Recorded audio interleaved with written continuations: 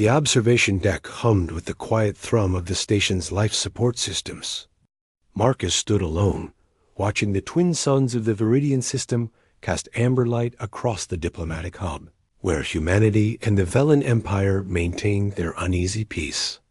3 years had passed since the war ended. 3 years since the treaty forbade. What his heart now demanded. She appeared in the reflection of the viewport before he heard her footsteps. Lyria moved with the fluid grace unique to her people, her silver skin catching the starlight like liquid mercury. The bioluminescent markings along her temples pulsed in a rhythm he had learned meant curiosity. "You avoid the reception," she said. Her voice carrying the musical quality that made human speech seem crude by comparison. "Diplomats talking about trade routes bore me," Marcus replied without turning. "I'm just a security consultant. I make sure nobody shoots anybody else. Yet you stand here, where I knew you would be." Lyria stepped beside him, close enough that he could feel the different temperature of her body, cooler than human standard. Third evening this week, Marcus finally met her gaze. Her eyes held that depthless violet shade that no human genetic variation could produce. Beautiful and alien, and completely off limits.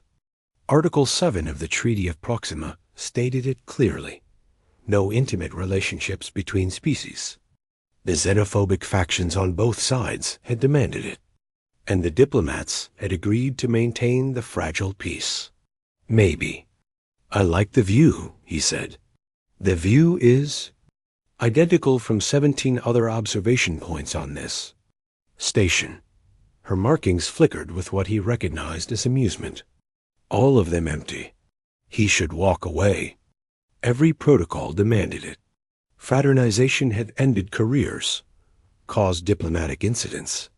Last year, a human merchant and a Velen trader had been caught in an embrace on a border station. Both governments recalled their entire staffs. The merchant lost everything. The trader was never seen again. "Why do you come here, Lyria?" She turned to face him fully, and the light from the viewport backlit her form, highlighting the elegant architecture of her frame. Velens were taller than humans, more slender, built for a world with gentler gravity. Fragile looking, but he had seen her people's strength. "Because you are here," she said simply. "Because your species fascinates me. Because when I listen to you speak about your homeworld, about oceans and forests and cities that touch the clouds, I feel something the treaty forbids me to name." Marcus clenched his fists. "This is dangerous. I know." She stepped closer. The scent of her was different, something like ozone and flowers that had never grown on Earth. "Does knowing make you feel less?" "No." The admission escaped before he could stop it. Lyria's markings pulsed faster now, shifting through shades that indicated emotions he was only beginning to understand. "My people believe that connection transcends form. We believe that when two minds find resonance, it is the universe itself speaking. Your species writes poetry about it, songs, entire philosophies. Yet both our governments say it cannot exist between us." "They say it shouldn't exist," Marcus corrected. "There's a difference, is there?" Her hand lifted, hovering between them. 4 fingers instead of 5, joints that bent at slightly different angles, skin that seemed to shimmer with inner light. "I have wanted to touch you for 6 months. Since the day you stopped the human extremist from setting off an explosive in the Velen Quarter. You covered my body with yours. 3 seconds of contact. I think of nothing else." Marcus remembered. The weight of his combat armor, the way her markings had flared white with fear, the softness of her beneath military-grade plating. He had acted on instinct, protecting a civilian. The medal ceremony afterward had felt like torture, standing 3 feet away from her while she testified about his bravery, unable to acknowledge what those 3 seconds had ignited. "We can't," he said, but his hand rose to mirror hers, fingertips almost touching in the space between them. "They will separate us anyway," Lyria whispered. "My assignment here, ends in 1 week. I return to Velar Prime. You remain. We may never see each other again. The observation deck's lighting shifted to evening mode, dimming to match a human circadian rhythm. In the half-darkness, her bioluminescence became more pronounced, patterns cascading down her arms like living art. 1 week, Marcus repeated. 7 days to live with regret, or 7 days to have something worth remembering. Her markings pulsed with determination now, deep blue threading through the silver. Kiss me, Marcus of Earth. Break the treaty. Let them send us both home in disgrace. I no longer care. Every rational thought screamed at him to step back, to leave, to report this conversation to his superiors before it went further. His career, his reputation, possibly his freedom hung in the balance. Humans who defied the treaty faced years of legal battles. Some faced prison, but Lyria's hand remained outstretched, trembling slightly, and he realized she risked just as much. Perhaps more. Velan society valued collective harmony above individual desire. Her disgrace would extend to her family, her clan, everyone connected to her social web. Why? He asked. Why risk everything? Because I have lived my entire life by their rules.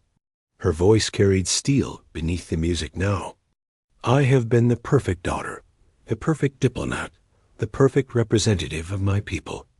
I have sacrificed and compromised and denied myself at every turn. But this I cannot deny. I will not. Marcus thought of his own life, the military career that had defined him, the loneliness of being humanity's sword, always ready, never resting, the emptiness of a dozen worlds visited and none of them home, the way his chest felt tight every time she entered a room. They'll call it contamination, he said. Xenophilia, perversion. Let them. Lyria's hand moved closer. I call it choosing myself for once. I call it honoring what my heart knows to be true. That connection is not perversion. That love is not contamination. The word hung between them, unspoken until now. Impossible to take back. Marcus closed the distance. Their hands met first. The temperature difference sharp, but not unpleasant. Her smooth skin against his calloused palm. Then he stepped into her space, his other hand rising to her face, careful of the delicate markings that pulsed wildly now. Cycling through colors he had no names for. If I do this, he said, voice rough, I'm all in. No half measures. Damn the consequences. I would expect nothing less from humanity's finest warrior. Her smile revealed teeth just slightly sharper than human norm. We are both warriors, Marcus. Let us be brave enough to fight for something besides war. He kissed her. Her lips were softer than he imagined, cooler, and the sensation was electric. She made a sound, something between surprise and satisfaction, and her markings exploded into brilliant white light. His arms wrapped around her waist, pulling her close, and she responded with equal fervor, her hands tangling in his hair. Different, but right. Alien, but perfect. Everything they had been told was impossible, undeniable in its truth. When they finally broke apart, both breathing hard, Lyria's markings had settled into a warm golden glow. Worth it, she whispered. Whatever comes, this was worth it. Marcus nodded, unable to form words past the emotion clogging his throat. The deck's communication panel chirped. Reality reasserted itself. Someone would be looking for one, or both of them soon. The reception would end. Reports would be filed. The careful dance of diplomacy would continue. And 2 individuals who dared to want something forbidden would face the consequences. 1 week, Lyria said again. But this time, it sounded like a promise rather than a lament. 1 week, Marcus agreed. And then we fight. We make them see that this treaty was written by fear, not wisdom. That connection between species makes us stronger, not weaker. They will not listen. Probably not. He laced his fingers through hers, feeling the rightness of it. But someone has to be first. Someone has to show them it's possible. Lyria's markings pulsed with hope now, bright against the darkness beyond the viewport. Humanity is young but fierce. Perhaps together we can teach old empires new truths. Together, Marcus echoed, and the word felt like revolution. Outside, the twin suns of Viridian set below the station's curve, and the stars blazed cold and distant and infinite. The galaxy stretched vast and indifferent to the laws mortals made to constrain it. Somewhere out there, other species thrived. Other civilizations rose and fell. Other hearts beat in rhythms both strange and familiar.